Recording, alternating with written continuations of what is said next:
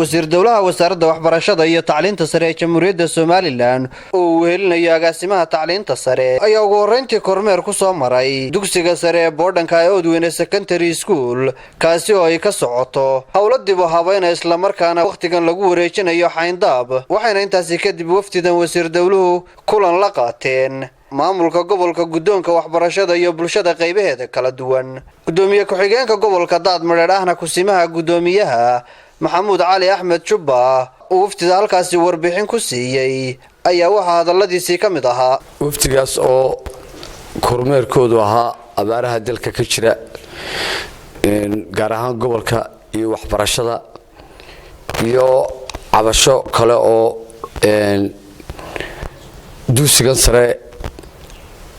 ee Oodweyne Boodhanka ah wasiir waa ku soo dhaweynaynaa hawlaha shaqo ee u socoto kugu soo dhaweynaynaa aad baan u baahsantay xaaladan oo adag oo xilli abaar aan ku jiro oo abaarihii maanta aad laftigaagu nagala qayb qaadato ugu dambeyntiina wasiir dawlaha wasaaradda waxbarashada iyo tacliinta sare ee Jamhuuriyadda Soomaaliland Maxamed Xaaji Aadan Cilmi ayaa ka warbixiyay ujeedka safarkiisa inaan booqasho iyo safar ku nimaadno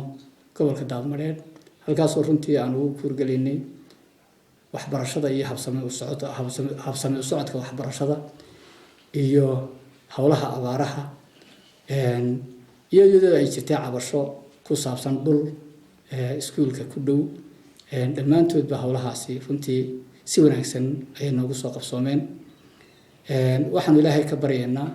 in ilaahay subxaanahu wa tacaala isaga awood leh oo abaarta inaga jabiyo abaartaas oo runtii si weyn u saameysay gobolada bariga aad iyo aad u saameysay aad arkayso xoolihii oo dhimanaya aad arkayso xoolihii oo waxa weeyaan wadooyinka xoog ugu daadsan labada dhinac dadkii oo tabalaysan taasoo runtii aad iyo aad warwar u leh taasoo madaxweynaha Jamhuuriyadda Soomaaliland uu ka jawaabay oo iclaamiyay runtii inay jirto abaar baahsan ilaahayna waxaanu ka baryaynaa inuu abaarta inaga jabiyo hawlaha kormeerka aan soo maray iyo dhammaanba wasaaradda waxbarashadu oo hawlaheedii runtii wadata ayaan gobolada kormeer ku soo marnay waxaa jira oo aan runtii manhajka Jamhuuriyadda Soomaaliland ee cusub oo aanu doonayno inuu dhammaanba ka hirgalo Jamhuuriyadda Soomaaliland ayaa ka hirgalay gobolada inta ugu badan iyo degmooyinkaba waxaan rajaynaynaa insha Allah inay tuulooyinkana sidaas oo kale ay u gaadhaan waxaan kula dardaarmaynaa arooyada iyo dhammaanba madaxda gobolada iyo waxbarashadu inay fidiyaan oo ay gaarsiiyaan dhammaanba tuulooyinka ay waxbarashadu ka jirto waxaan kula dardaarmaynaa degmada Oodweyne ama gobolka Daadmareer iyo mas'uuliyiintiisa iyo shacbigiisaba inay gacmaha isqabsadaan inay ku dadaalaan inay iskood u xalliyaan waxyaabaha magaranaysa cabashadu ay ka jirto insha Allah billahi kariim